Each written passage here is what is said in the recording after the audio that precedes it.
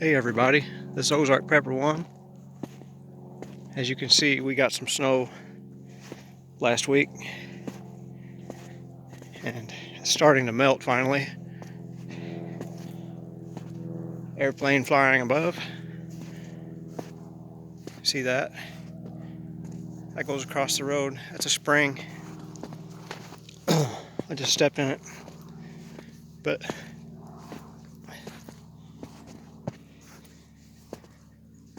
just walking through the snow is a reminder that you better have good footwear and just everything that you take for granted now, but later you'll wish you had it. I do this every year. Anytime I get a snow, I walk through the snow as far as I can. I wouldn't say far as I can, but a pretty good distance. It's something to be used to because it's different than just walking down a gravel road or a paved road. I think that's why a lot of old people have heart attacks when they shovel snow. Shoveling it's bad enough, but just walking on it'll wear you down over time.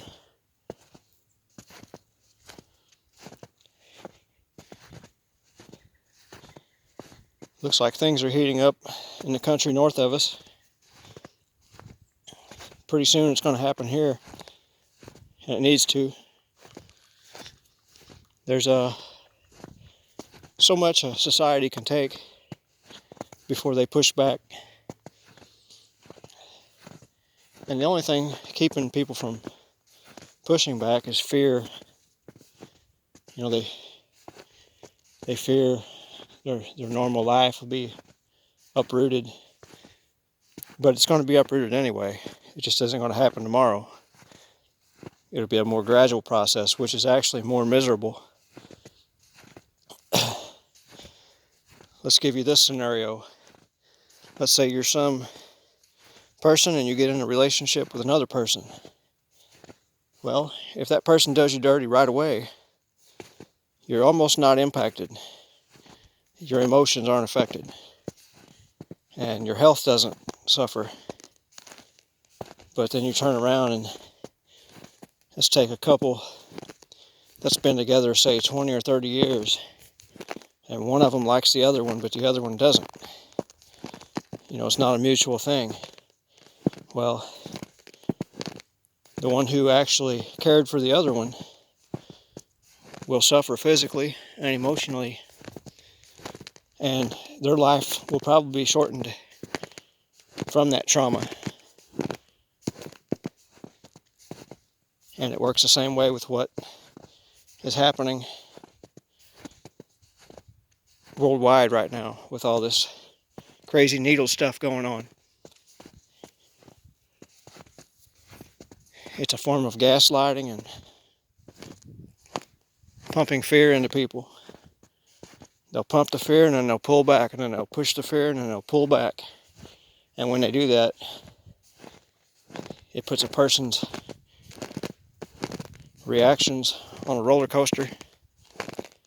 You know, your natural response is on a roller coaster to an unnatural stimuli. Let's put it that way.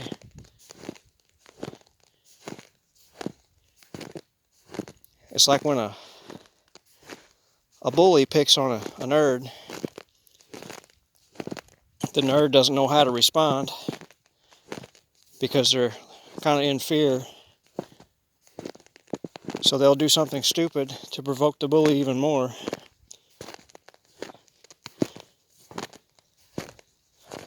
When if they remain calm and don't respond, you take away the bully's power. Or if you do respond, you make sure it's a winner. You make sure whatever you do accomplishes your goal. You go all in. You don't stop until the enemy is destroyed. But that's not what most people do. Most people say, well, I just got them off my back. That's good. They're going to come back. Unless you put the fear of God in them, they will come back.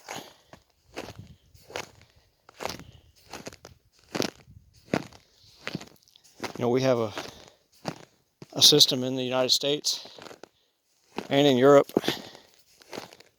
to where families are intentionally broken up by a court system.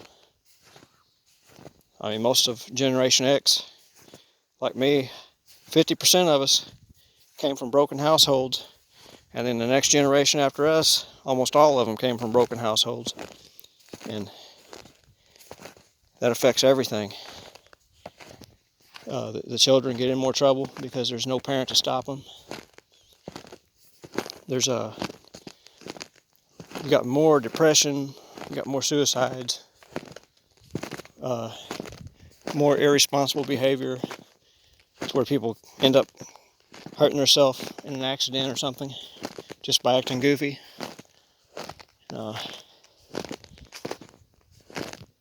That was all by design. That was all communist stuff from the 60s, and now it's manifesting. I mean, it's hardcore at the surface now, in our face. And it's going to come down to eradicating the commies. It's not going to be any talking them out of it. Some will wake up, some won't. Most won't.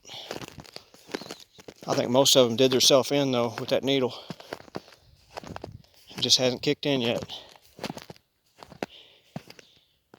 A lot of good people took that needle, too.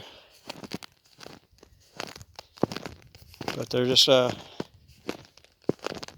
casualties.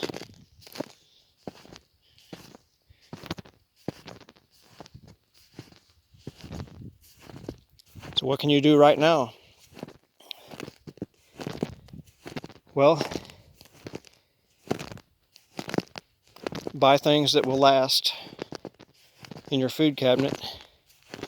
Buy things you can grow. Buy things that are perennial. You know, you can get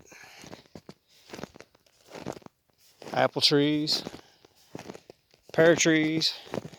If you're in the southeast, you can get peach trees. If you're in California, you can grow oranges, or Florida. Just fish the ocean.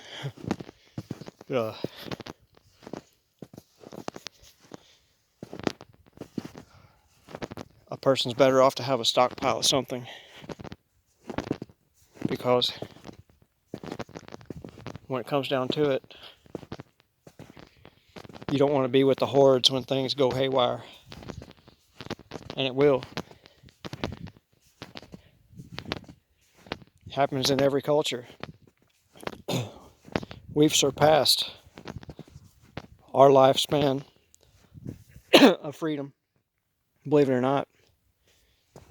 Most countries go from a democratic republic right into communism within 100 years before they have another war with another democratic republic, and that frees that country back up. That's been going on since the times before Rome, since the Babylon Empire. You know, Rome, they elected their leaders under Caesar, of course, but they still did a lot of things the same way we do. That's why all of our court buildings look exactly like theirs. But it's communistic, what they're doing and what they've been doing. And all these feminists and, what do you call them? Luciferians type people. You know, they like all of that. They like that disruption of the family. Because that's all in a plan. The only way to destroy a nation You got to break up the families first, and you got to kill a man's will to work. And how you do that? You take half his wages. You know, I've seen it happen to a bunch of my friends and family. I've seen guys make a lot of money working for a good company and bring home the same paycheck as a guy working at a fast food restaurant. And then they give their wife the house, the nice vehicle, and then demand a check every week out of the guy. A lot of that's changing now a little bit because they found out it's not sustainable. The lower court systems did. The state courts, especially in the red states, they figured that out. It's not sustainable because we're biologically different. Our bodies can not take the same. There's diamonds in the rough out there. But in most cases, our levels of stamina are different. You know, we have a different primal rage to us, where once you set us off, you're in danger. You know,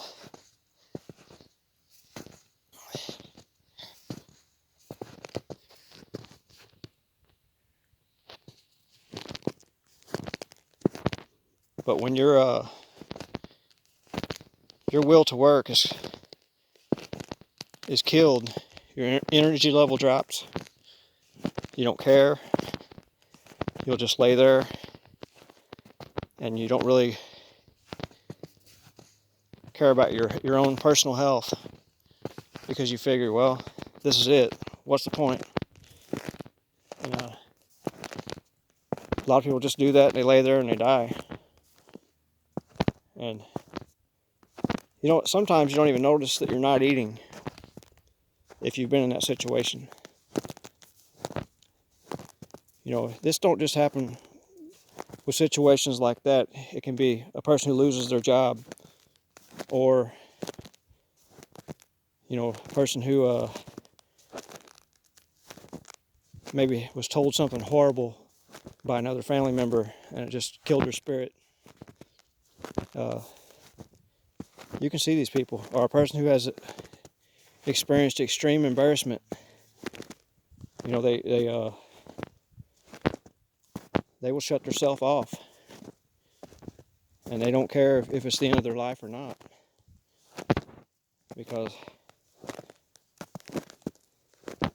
if you want to know what's in a man's mind when it comes to laboring, working every day, there better be a prize for it.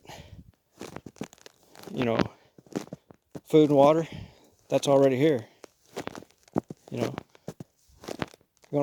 if a guy's going to work, there better be a prize. There better be a reason for it.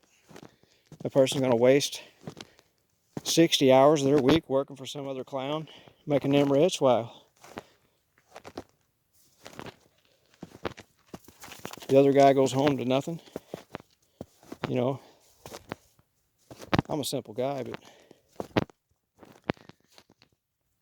if I was going to labor and toil and sweat, come home late, and just to get up a few hours later and go do it again, I better come home to Barbie. I better have a swimming pool in my yard. I better have a nice truck. This sounds ornery or greedy, but that's how I think. Because if that's not available, if there's no reward for your work, there's no reason to work and kill yourself. You know, for that matter, a guy could probably be happier working a little part-time job somewhere and not have to waste all those hours of life when you could be out going on hikes, hanging out with some friends, or doing something productive on the side for yourself where you get all the benefit. We're in a rigged system, and I won't partake in it unless there's a prize. That prize better be a lot of money.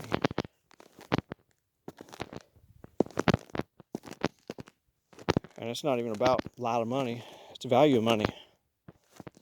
My dad's generation, that's the ones born during World War II, they started out rough, but man, once the 60s got going, everybody's working in all these big companies. Manufacturing was a big thing back then, before we sold out to China.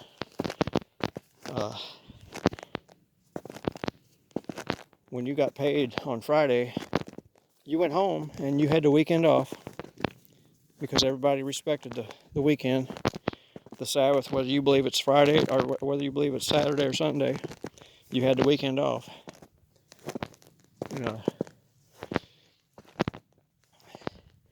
Most of them came home to a pretty little lady. They had a decent vehicle for the times. Just listen to all these old timers talk about their vehicles back then. They'll tell you they had the muscle cars and all that stuff. Some of them will tell you they bought 2 or 3 of them. Can't do that now. It's not that everything's overpriced. Our dollar has no value, and it's losing more value because it's fake. It's not backed by anything. Up until 1971, it was backed by gold. You thank Richard Nixon, Mr. China visitor, for that. He's probably the one that set up all the plants over there. Got it all started. Him and Mr. Kissinger. And I'm sure Poppy Bush was in on some of it. And one thing I find amazing right now is all the protest hippies from the 60s are now pro-government. They're pro-authoritarian. Isn't that odd? It's like they've been bought off or threatened, or they were just in on it. They're in on the Luciferian New World Order scheme. It's hard to say. Kill him. He must have seen a squirrel or something.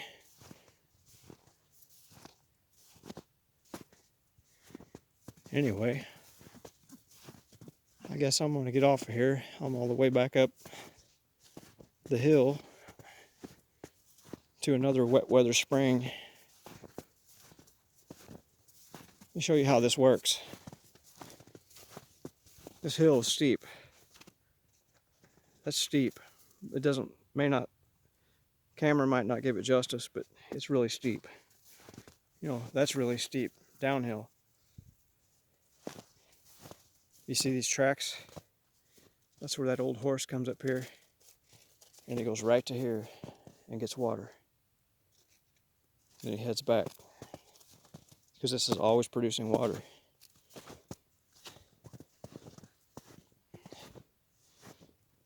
But anyway, it's enough for this Saturday. You all enjoy your weekend. Ozark Pepper 1 out.